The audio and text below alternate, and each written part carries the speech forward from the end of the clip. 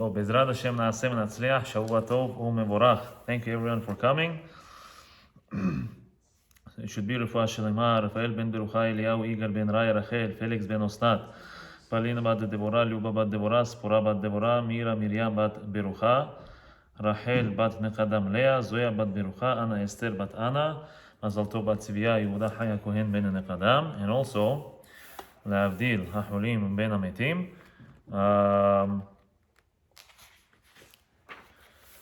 מרים בת רוחל, Mora bat Rivka, Azariah ben Tovia, and all the other deceased people. Anyone else? Aghdaz bat Munava.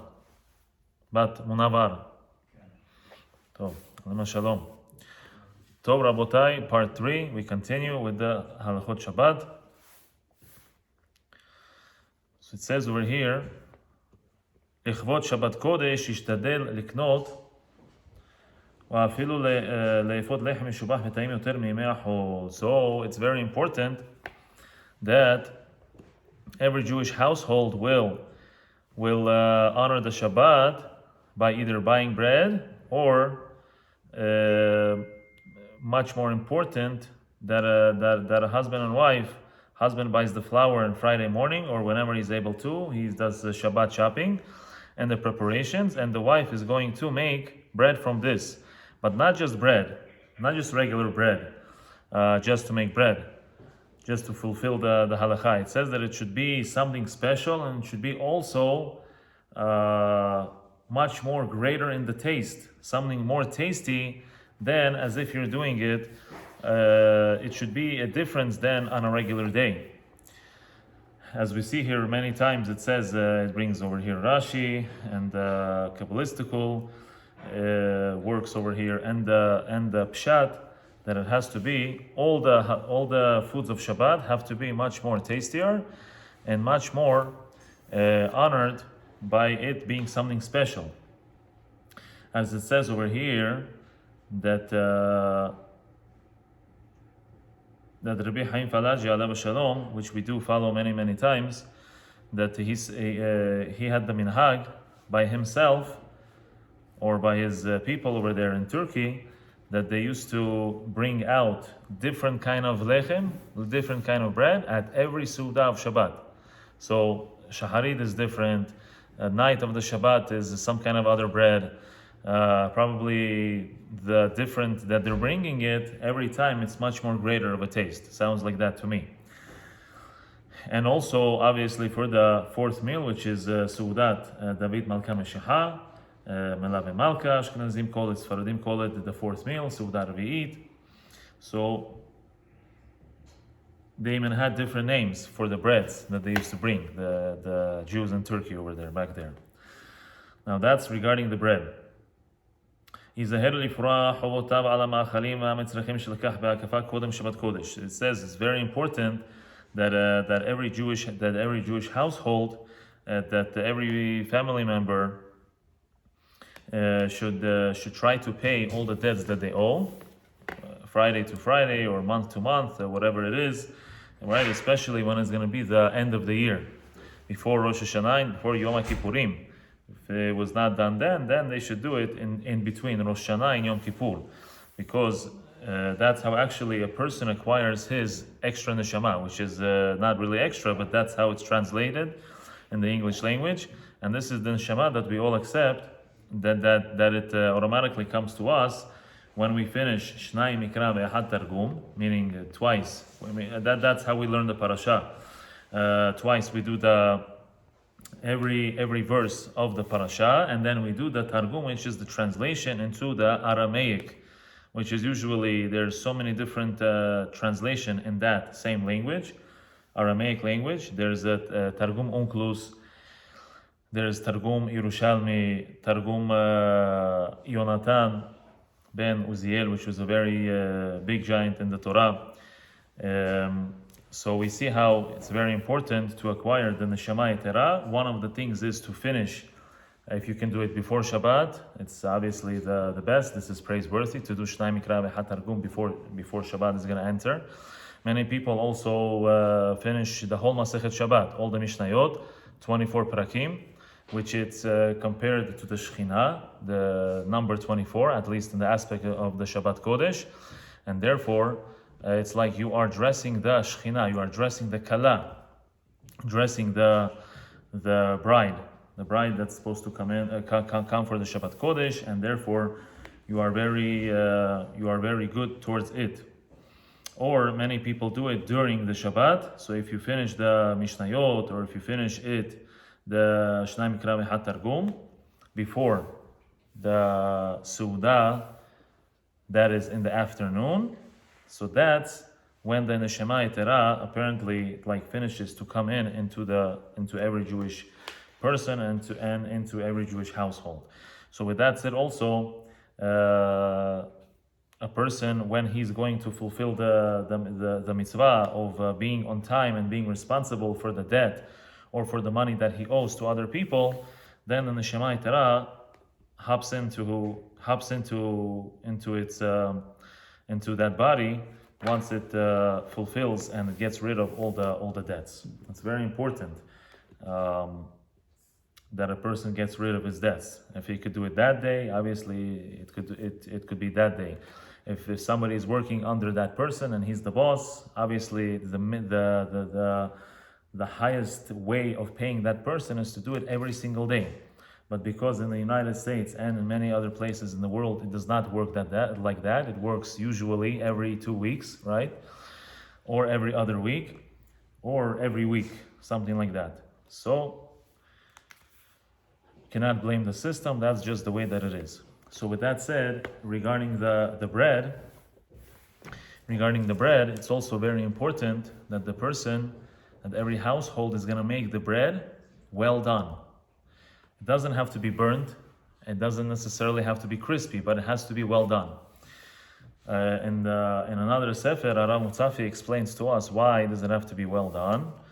There's no halacha per se, but why does it have to be well done? Because there's a sin to forget the Torah HaKadosha, that we have to be very careful that we should not forget any kind of halacha, any kind of the Torah. That's why review and practice is very important, not just to have it in theory, but to close it in, to have that special closing with the practical difference and with the practical halacha l'maaseh, nafkamina, and that's also how a person will remember.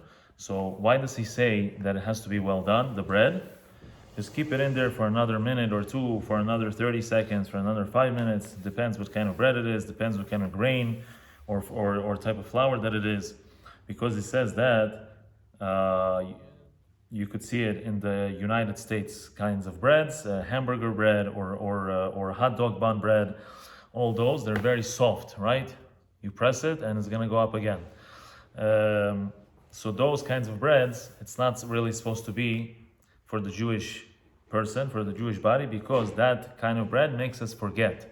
Not necessarily the Torah, but it makes it heavy on our stomach, as our stomach has to work more, put more effort, and to digest, and therefore we forget like this whatever we learn, or we start to have a bad memory. This has to do with the Halachot of the Shavuot, and that time he was the one who explained this, and there's a very big story that he said that back in the day, not everyone had a tanur. I say in English, this oven where you used to bake bread, right? So so people used to stand in traffic, and if you wanted it more well done, it had to be like another 20 agurot or 20 cents, 30 more cents, or $1, whatever the currency was back in the day. And therefore, the great-grandmothers, the grandmothers, anyone who used to go to the baker, was called nahtom back in the day. So they used to make sure that this is going to be good for the family in order for them to remember the Torah. So that's why well-done things in general, especially bread, is very important for us to have well-done bread. So, it's very important. A person should try at least to invite for his Shabbat table poor people, meaning poor Jewish people if there is any. Or he should maybe send to them some kind of food, gifts, that they should have what to eat on Shabbat and what to drink on the Shabbat Kodesh. ולפחות ייתן להם צדקה ואי סגולה לתיקון ברית קודש ומכפר חטא אדם ראשון וגורם שהשפע יורד בריבוי לעולם כי שבת היא מקור הברכה. Or if you cannot have them by his table, or if you cannot give them a basket or some kind of gift, right, it's not Purim, this is Shabbat Kodesh, so he should at least give them the tzedakah for whatever they need to buy. And Baruch Hashem, there's many different companies, there are different Jewish organizations that do take care of it, and it's more developed. It's a system that is more developed on the East Coast and on the West Coast, California, for example, also. So this is also what this state needs to work on, Be'ezrat Hashem, slowly but surely. And this is that when you give them tzedakah, or any of the above that we just said, this is a tikkun, this is a remedy in order to fix the Brit Kodesh, in order to fix one's spiritual sins, anything that has to do with the covenant of between the Jewish person and between Hashem Yitbarach. It's called Brit Kodesh, and also he's able to rectify the sin of Adam HaRishon, which we all have because we are a certain piece, a certain holy piece from the first person, which is Adam HaRishon.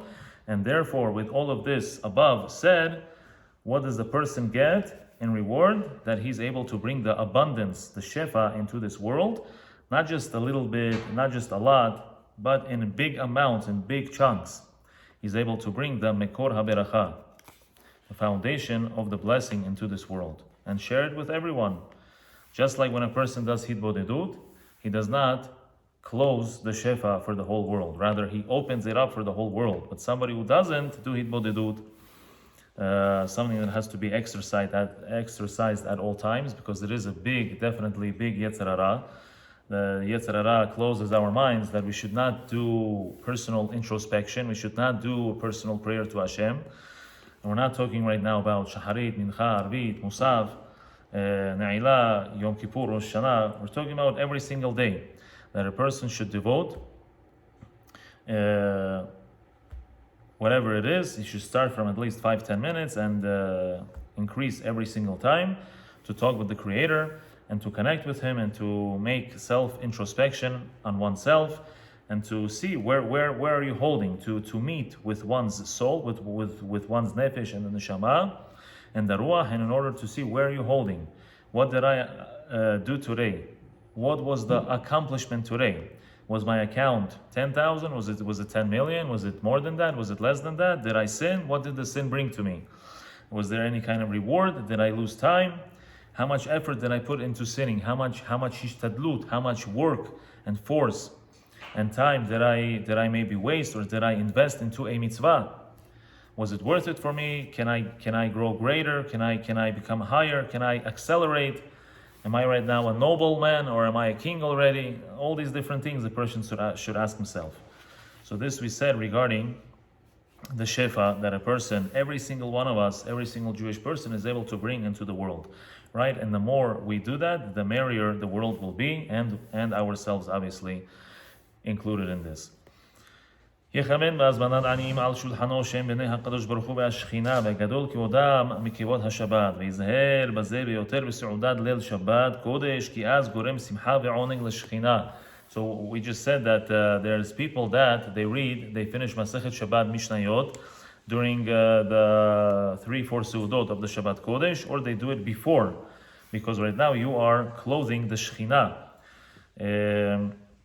And therefore you are preparing in order to accept and to host this queen of the Shabbat, the queen which is called the Shabbat Kodesh.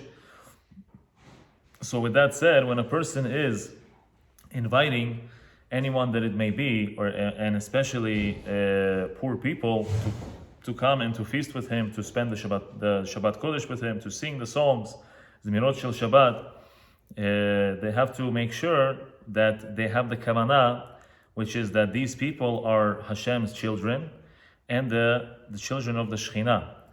And these people are respected, and this host also, he's respecting the Shabbat Kodesh.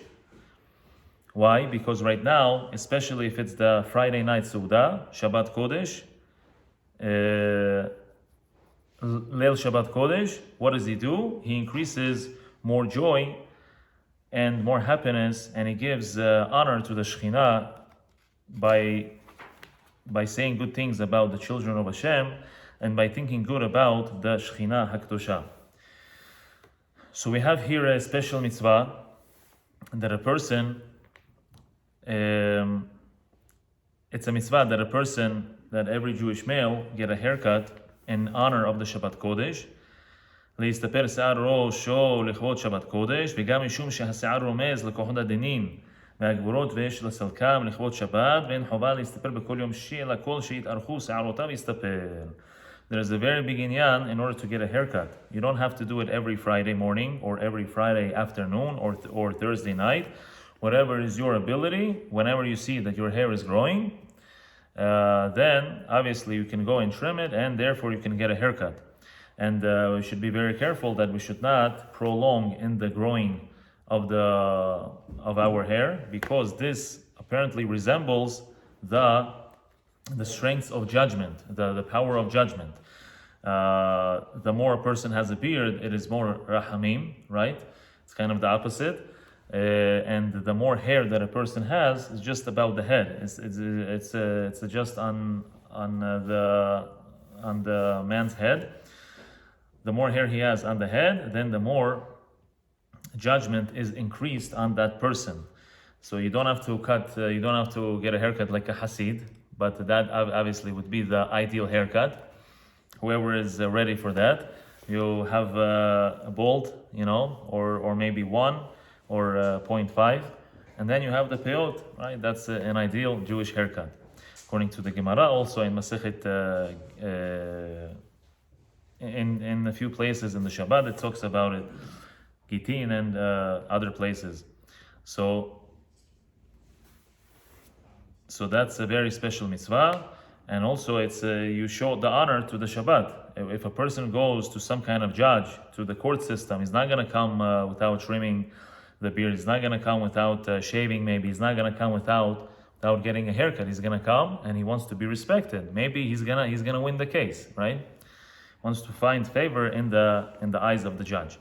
Same thing, obviously, a million times about Hashem Yitbarach, that we want to find favor and we want to honor the Shabbat as much as is possible, and as much as the pocket lets us, as much as the person is able to do.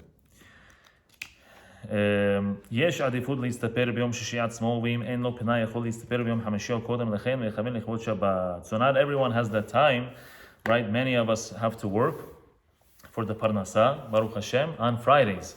So not everyone could make it 5.5 or 6 days without Friday.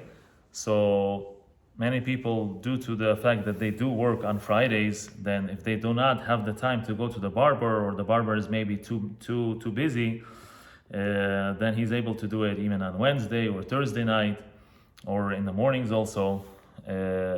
But he has to have the kavanah, he has to make sure that he's going to think about the Shabbat Kodesh. And it's a very nice mitzvah also, a few mitzvot, that whenever a person, right, he doesn't have his kippah on now, they are shaving his beard, they are trimming his beard, he doesn't have the kippah, and he's focusing to look in the mirror on how this barber is cutting the hair, how he's giving the trim to this person, especially if it's a goy, right? Really, we are not allowed to get a haircut by a goy, but unless if there is no other barber or Jewish barber, for the halakha sake, it tells us that we have to look in the mirror and make sure he does not cut the peot, does not cut the beard or shave it with the razor. And therefore, back in the time of the Mishnah and the Gemara, they used to kill the Jewish people by putting the knife, right? So that he has to be not afraid. He has to what is the word? He has to pay attention. And therefore, it's allowed to get a haircut by a goy if the person is very alert and cautious and paying attention to what is happening. But what that I want to say with this is that we have 2 or 3 mitzvot right now that you're trimming for the Shabbat Kodesh, that you have the mitzvah of, and you should not shave off the peot of the beard, right?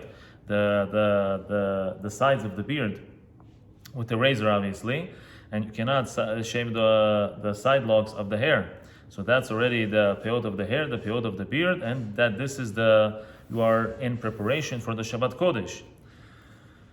ישתדל האדם מאוד שלא להסתפר אחר חצות היום, לא בערב שבת ולא בשאר ימות השנה, רק בשעת הדחק אפשר לסמוך על הפוסקים המקלים שכיוון שיש כמה זוגות, מספריים ומוכנות, תספורת יש להקל בדיעבד. טוב, there's a very big inyan, it's actually a concept. It says in the Shabbat, in the Mishnah, in Masechet Shabbat, page 9b, it says over there that a person should not sit before the barber before the time of the mincha. This is in any day, it's not just Friday. And this is the halacha lema'aseh actually, because if a person is gonna go pray mincha, he cannot do something else. He cannot go to the banya, he cannot go and take a shvitz, he cannot go and because right now he has to be osek in the mitzvah. He has to be prepared to go pray mincha, arvit, if they do it together. If not, then just mincha. And you cannot go get a haircut. That's not the proper time. Maybe do it before, maybe do it after. So with that said, the concept is that it's not halacha lema'aseh, but it's something to pay attention to. This is in the Kabbalistical aspect of which means that already when the chatzot comes in, the midday plus, obviously in the nighttime, it says that according to the Kabbalah, we should already not sit to get a haircut. We should not already even shave or trim, whoever trims the beard. Why? Because there are different kinds of powers and strengths of judgment. And therefore, with that said, we do not just get judged on Rosh Hashanah and Yom Kippur and the days that are in between, whether to uplift the judgment or to actually find fault in that person. So therefore, with that said, the general and the main judgment time is the Rosh Hashanah, Shuvah Yom Kippur. But every single day we have a small judgment. And Marana Ben Ishai brings this, and all the Sfarim also bring this. Many of them, at least, is that a person should try not to get a haircut after that time. So let's say midday right now. I don't know. Let's say that it's 12 p.m. Right? Let's say, for example, that in Colorado it is 12 p.m. and therefore you should not already get a haircut. But if any circumstance that you need it, it's an emergency or whatever it is, you didn't have the time to do it before, then you are allowed to, according to halacha lema'aseh, and lechatchila, you're not doing anything wrong. But according to Kabbalistical terms, concepts of the Kabbalistical aspect, we should not do it. Why? Because right now you're being judged. And how can you do anything, especially trim, where you're getting rid of the gevurot, of the judgmental power, when the judgment, the dinim is being on you right now, and every person is under a microscope at that moment of time. So therefore, whoever is able not to do anything of any of those things, trim, shave, or get a haircut in the nighttime and after midday, then that's very, very good for that person. But once again, it's not halacha lema'aseh, just a Kabbalistical concept, whoever wants to follow it.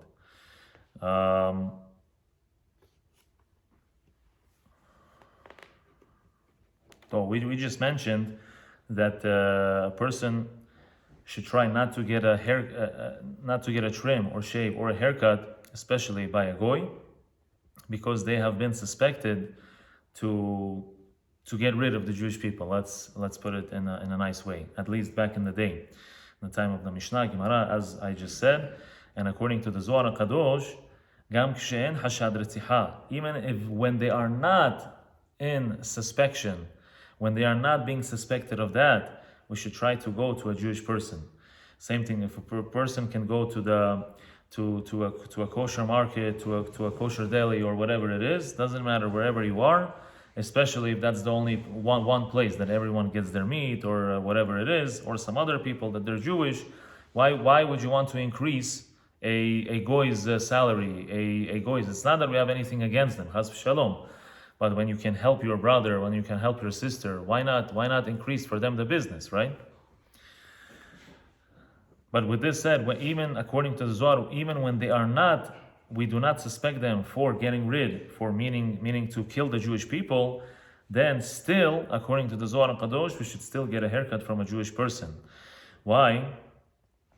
Because we all of us, some of us have bigger, some of us have smaller part, and it's called a tzelem. Tzelem. Something that everyone has a different tzelem. Many of us try to do a diet, and we still are a little bit a little bit big. Why? Because our tzelem is big. Our tzelem, the spiritual what do you call it? The spiritual thing that is keeping us and continuing our life, that is continuing for us to go and to continue in this world. And because of this, we are having a long life. And if it's a small one, then a person is going to eat fatty foods, the most fattiest things. If it's a small tzelem, he's going to continue being skinny. It has nothing to do with the body, with his physical characteristics, his physical being. That's what a tzelem is. And according to the more, the increased tzelem that you have, the more days you will live. And if it's chas v'shalom a smaller tzelem, then that person might be prone to trade himself and go to the olam haba earlier, to switch from this world and go to the next world earlier. So with this said, when a Jewish person sees even a photo of a goy, that's why there's some Hasidim, I've seen this many times, that the cash register, they don't have the president on top, that they can see it. Shmirat ha'einayim, right? They're keeping their eyes kosher. Even though that picture might not have anything wrong or bad with it. But the tzelem, you see right now, tzelem of the goy. And when you see your eyes contact the goy, right, this is very unpractical in our day and time, because we all deal with goyim, we talk to them, we buy things from them, right? Especially here, Baruch Hashem, in this state. So they always have the dollar or 150, whatever it is, 25, 10. They have the dollar upside down, the bill. Why? Because they don't want to metameh their eyes. They do not want to impure their eyes, and therefore they do not want to lose the tzelem that makes them either more spiritual or either more holier. There's a very nice sipur that the rabbi's father, Harav Salman Musafi, says, but that's for a different time, maybe for Shabbat Kodesh. Anyway, it says that's one of the reasons that you should not get, according to Zohar and Kadosh, you should not get a haircut by a goy, because you are losing certain parts and certain holiness from your tzelem. And it brings obviously tum'ah to the Jewish soul. As we said before, when a person is in an emergency situation, that there's no Jewish barber, that there's no other place, all the barbers over here, Baruch Hashem, they're busy usually all the time, they have no time, so then you go to the goy and you get a haircut. So one more halakha and we finish for this week, Ezrat Hashem.